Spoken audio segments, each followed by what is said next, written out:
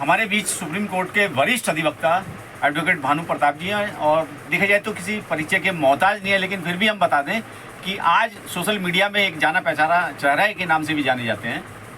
हमारे चैनल पे सर सबसे पहले आपका हार्दिक स्वागत है भानु प्रताप जी। शुक्रिया, बहुत बहुत शुक्रिया। भानु प्रताप जी, देखा जाए इस समय जो है जातिगत जनगणना का जो एक जिन था वो अब कहीं ना कहीं उस पिटारे से बाहर आ गया और बिहार की जो जनगणना के रिजल्ट आए उसमें 67% जो है ओबीसी कम्युनिटी उसमें दर्शाई गई है। क्या लगता है कि इस देश के अंदर जो है जातिगत जनगणना का जो जिन बाहर आया निकल के, कितना फर्क पड़ेगा उससे? देखिए, फर्क उसका निश्चित रूप से पड़ेगा और अगर विपक्ष के लोग इस बात को लोगों को समझाने में कामयाब हो गए तो बिल्कुल उलट पुलट हो जाएगा सब कुछ। अगर समझाने में कामयाब हो गए तो, क्योंकि जिस जनता के लिए ये जनगणना कराई गई है, जिस जनता को हक देने के लिए ये जातिगत जनगणना की गई है, उसे समझाना भी जरूरी है ना कि जातिगत जनगणना क्यों जरूरी है, इस जातिगत जनगणना के बाद में क्या क्या लाभ मिल सकते हैं, ये क्या क्या चीज हो सकती हैं। ये चीज अगर विपक्ष समझाने में सफल हो गया तो राजनीति बिल्कुल, मानिए आप, 180 डिग्री के एंगल पे घूम जाएगी। अभी आज के पेपर में सुर्खियां देखी जाए तो उसमें जो है देश के प्रधानमंत्री नरेंद्र मोदी कहते हैं कि जातिगत जनगणना करा के लोगों में जातिवाद फैलाने का काम किया जा रहा है। मोदी की ये फितरत है हाँ। कि जो वो खुद करेगा उसे नहीं किसी को बताएगा। इस देश में जाति का, धर्म का जहर जितना मोदी ने फैला, मैं नाम लेके कह रहा हूं, देश के प्रधानमंत्री नरेंद्र मोदी ने जितना जहर फैलाया इतना किसी ने नहीं। अब खिस्यानी बिल्ली खंबा नोचे वो वाली स्थिति है। करना तो इनको था, और इसको क्या दिक्कत हो रही है प्रधानमंत्री को? प्रधानमंत्री तो खुद ओबीसी है ना, तो प्रधानमंत्री ने ओबीसी समाज के लिए अब तक क्या किया बताए ना। जब 90 सेक्रेटरी है सेंट्रल गवर्नमेंट में और उनमें से मात्र 3 जो हैं, 2 केवल, अब 2 हो गए। राहुल ने तो 3 बताया था, आप कह रहे हैं 2 हैं आज तो, जी आज के पेपर में तो चलिए 3 मान लेते हैं, 2 या 3 अगर ओबीसी के हैं तो साफ नजर आती है ना कि वो जाति से नरेंद्र मोदी बनिया है, सवर्ण समाज में है, जनरल समाज का हिस्सा है, ओबीसी नहीं है। ओबीसी राजनीति के लिए अपनी जाति को उसमें उसने करवाया, उसमें शामिल करवाया ओबीसी जाति में, और वो सिर्फ लाभ लेने के लिए, राजनीतिक लाभ लेने के लिए। अगर वाकई में ओबीसी का हिस्सा होता नरेंद्र मोदी और उसकी जाति, तो नरेंद्र मोदी ओबीसी समाज के लिए काम करता। काम तो कुछ किया नहीं। ये तो सारी चीजें अब निकल के बाहर आ रही हैं। और जब बिहार सरकार ने ये जातिगत जनगणना बाहर निकाल के रख दी, सामने रख दी, तो उसको अपना चेहरा नजर आने लगा कि उसका चेहरा कितना घिनौना है। जो काम उसे करना चाहिए था उसने नहीं किया, और वो काम बिहार को करना पड़ा। एक चेहरा उसने लगा। क्यों जरूरी है ये सारी चीजें? जातिगत जनगणना क्यों जरूरी है जी भाई? परिवार में जो लोग होते हैं, खानदान में जो लोग होते हैं, जब तक उनकी सबकी स्थिति पता नहीं होगी हम कितने लोग हैं, तब तक आप उसकी व्यवस्था कैसे करेंगे सही तरीके से? सो जातिगत जनगणना इसलिए जरूरी है। ये जाति इस देश की सच्चाई है। या तो जाति खत्म की गई होती, वो तो काम किसी ने किया नहीं है। जाति व्यवस्था को बनाए रखने में सवर्ण समाज का बहुत बड़ा योगदान है। और जैसे मैंने कहा कि बीजेपी का, आरएसएस का तो सारा स्ट्रक्चर इस जाति पर आधारित है। एक रज्जू भैया को छोड़कर आज तक आरएसएस के जितने भी चीफ हुए हैं और जितने भी होते हैं, 7 नंबर तक जो भी उनका वो है, उसमें सारे ब्राह्मण होते हैं। ये सब कुछ उन्हीं का है ना। तो जाति की जो यहाँ पर सच्चाई है इस देश में, उससे तो कोई इनकार नहीं कर सकता ना।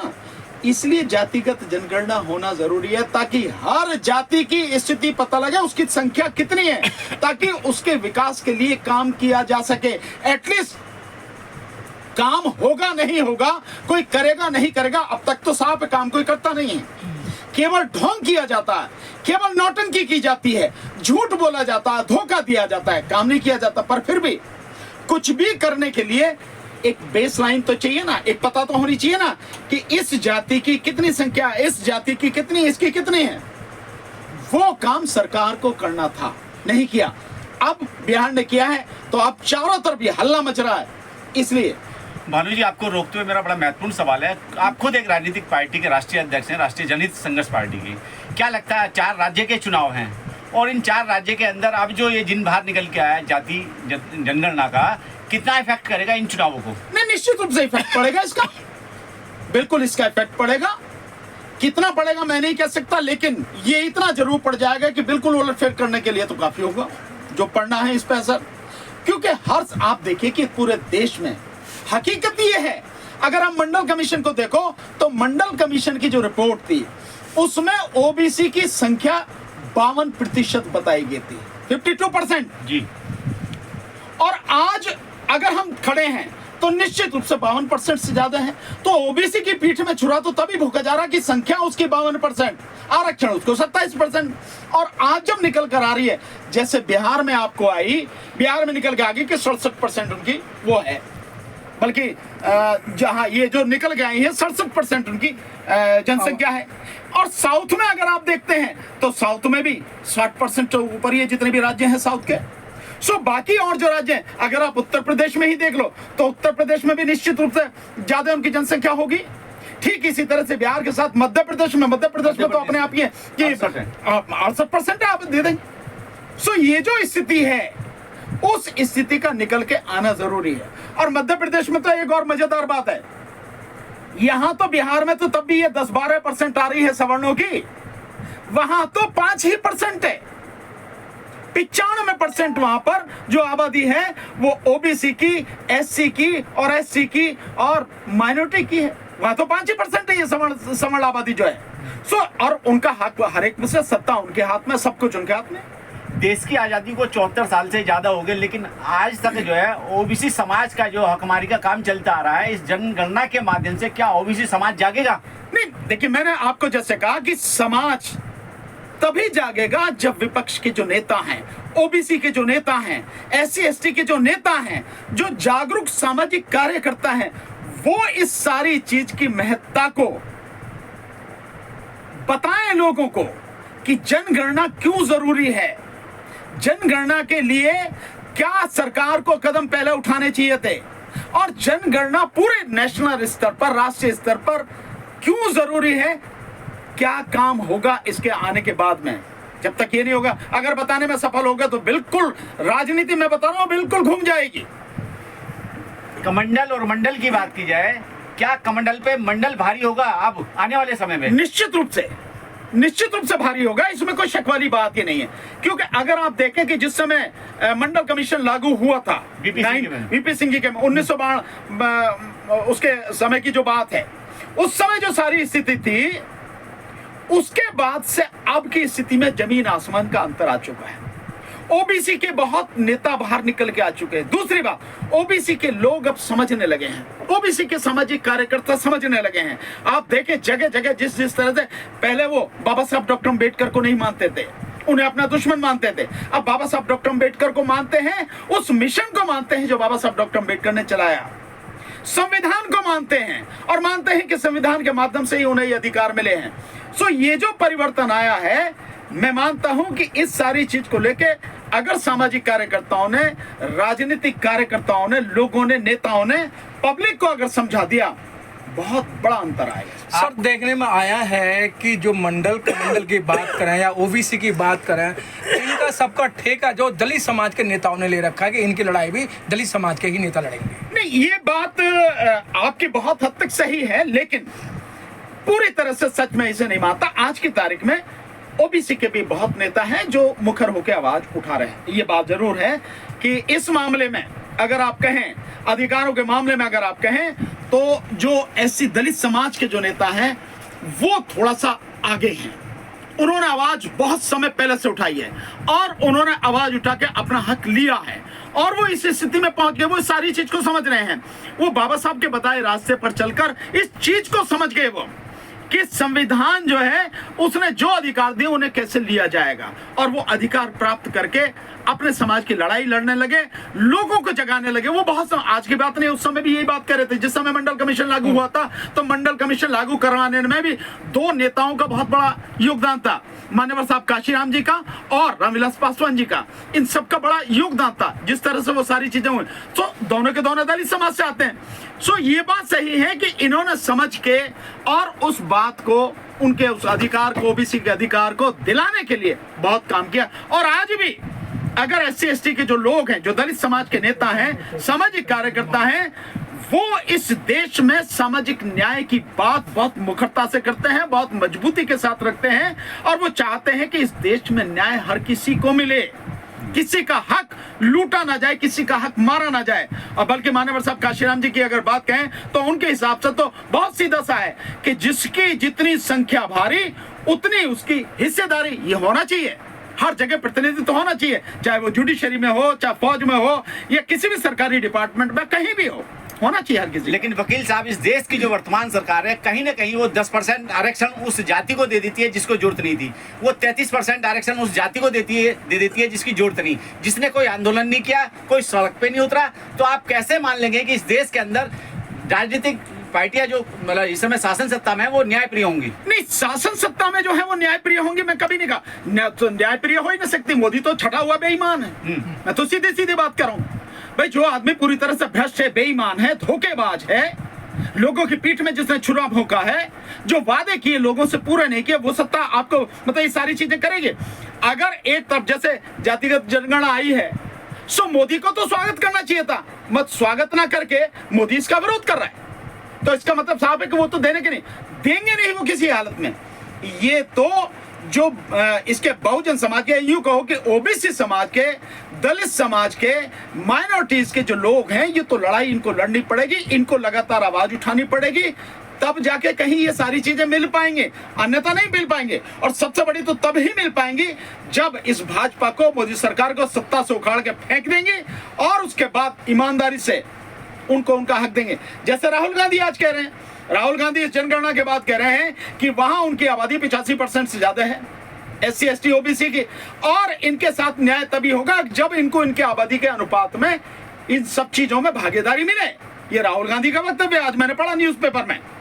तो इसका मतलब यह है कि आने के बाद, मोदी सत्ता को हटाने के बाद, बीजेपी को हर जगह से साफ करने के बाद, हटाने के बाद, जो सत्ता में आए, सामाजिक न्याय की जो बात करें, उन्हें ईमानदारी से ही लागू करना पड़ेगा। दिक्कत क्या है जो आप बात कह रहे हैं, हाँ। जो 10% आरक्षण की बात कही, निश्चित रूप से मैं आपसे सहमत हूं कि जो 10% आरक्षण आर्थिक आधार पर संविधान के विपरीत जाके संसद में पास हुआ, दुर्भाग्य से एससी एसटी के लोग, ओबीसी के लोग, उसमें सांसद उसको पास कराने में शामिल थे। ये सबसे बड़े दुर्भाग्य की बात, जो कि नहीं होना चाहिए था, उन्हें वहीं रोकना चाहिए था, लेकिन वो गलत काम उन्होंने किया। पर अगर वो वाकई में समाज के प्रति थोड़ा सा भी दर्द उनमें है, संवेदना है, तो उन्हें आगे बढ़कर ये जातिगत जनगणना राष्ट्रीय स्तर पर कराकर ओबीसी समाज को, एससी एसटी समाज को, माइनॉरिटी को उनका हक देना चाहिए। 33% आरक्षण की बात करें तो क्या वो भी उचित है क्या? नहीं, 33% आरक्षण नहीं, 50% आरक्षण होना चाहिए। महिलाओं का आरक्षण की बात कर रहे हैं ना? हाँ। महिलाओं का आरक्षण मेरी समझ में यहीं से पता लगती है कि आप कितने ईमानदार हो, कितने बेईमान। सो हर नेता जो भी है, वो XYZ कोई भी है, किसी भी पार्टी का, सही मायने में महिलाओं को आरक्षण देने के मामले में बेईमान है। मैं यही शब्द इस्तेमाल कर रहा हूं, बेईमान है। अगर वो ईमानदार होते तो वो 50% जिनकी आबादी है महिलाओं की, उनको 50% आरक्षण की बात करते। और दूसरी बात, जिस तरह से एससी और एसटी को कोटा विद इन कोटा उन्होंने दिया है, रिजर्वेशन महिलाओं को दिया है, सो आप क्यों नहीं दे रहे हैं? ओबीसी को भी दो, आप माइनॉरिटी में मुस्लिम्स को भी दो, ईसाइयों को भी दो, सिखों को भी दो। क्यों नहीं दे रहे आप? क्योंकि आप बेसिकली बेईमान हैं। सो 50% आबादी को आप दें, 33 नहीं 50% दें, और उनको हर समाज को प्रतिनिधित्व मिले, वो दें। मोदी सरकार देगी नहीं, वो तो बेईमान आदमी है। 3 तलाक पर जिसने हल्ला मचाया, मुस्लिम महिलाओं को इस 33% आरक्षण में वो आरक्षण देने को तैयार नहीं है, तो बेईमानी साफ नजर आ रही है, दोगलापन साफ नजर में आ रहा है। और आप अभी लागू नहीं कर रहे हैं, 15 साल बाद 2039 में के बाद की स्थिति है, वो भी होगा नहीं होगा, तब क्या होगा क्या नहीं होगा कोई नहीं जानता। और दूसरी बात, जो आरक्षण 33% आरक्षण की बात करें, आप केवल लोकसभा में, विधानसभाओं में इन्हीं में तो देने की बात कर रहे हैं, पंचायतों में, नगर पालिका में तो ऑलरेडी है ही है। सो आप इनमें, इनके अलावा आप क्यों नहीं उसमें दे रहे हैं? नौकरियों में क्यों नहीं दे रहे हैं आरक्षण? आप क्यों नहीं दे रहे हैं एजुकेशन में आरक्षण? आप क्यों नहीं दे रहे हैं बिजनेस में? क्यों नहीं दे रहे हैं? आप जितने भी ठेके छूटते हैं, दिए जाते हैं, काम होते हैं गवर्नमेंट की तरफ से, उसमें 50% महिलाओं को क्यों नहीं दे रहे हैं? तो बेईमान है इसलिए नहीं दे रहे, जबकि उनको 50% देना चाहिए, आखिर में और सर, देना पड़ेगा, आज नहीं तो कल। आखिर में सर, कुछ अगर लोगों को अवेयरनेस की बात की जाए या उनको संदेश देने की बात की जाए, कम शब्दों में क्या कहेंगे देश की जनता की? बहुत सिंपल सा, हाँ, ये जो आरक्षण की जनगणना आई है, ये सॉरी जो जातिगत जनगणना बिहार से आई है, इसी को आधार मानकर आप पूरे देश का एक मोटा मोटा सा आकलन तो कर ही सकते हैं। थोड़ा बहुत उसमें प्लस माइनस हो सकता है, लेकिन ये सच है कि ओबीसी समाज की आबादी बहुत ज्यादा है और उसे जो मिल रहा है वो बहुत कम है, और हकीकत में जो मिल रहा है, यानी जो घोषणा है वो कम है, आधे से भी कम है, और जो मिल रहा है वो तो और भी कम है। मात्र 10%, 9 या 10% उसे आरक्षण मिल रहा है। लोग जिनके हक में ये सारी चीजें हैं, ओबीसी समाज को, दलित समाज को, माइनॉरिटी को अपने हक को समझना पड़ेगा, उसके हर पहलू को समझना पड़ेगा और उसके लिए लड़ना पड़ेगा। बिना लड़े, बिना संघर्ष किए कोई भी नहीं देगा। जो लोग आएंगे सत्ता में वो भी झिझकेंगे, इसलिए अपना हक लेना है तो समाज में जो सामाजिक कार्यकर्ता हैं, जो जनता है, उसको सड़क पर आकर अपना हक लेना पड़ेगा, अन्यथा कोई कुछ देता नहीं। चलिए, सो इकट्ठे हो, लड़ें, संघर्ष करें और अपना हक लें। चलिए, बहुत बहुत धन्यवाद सर।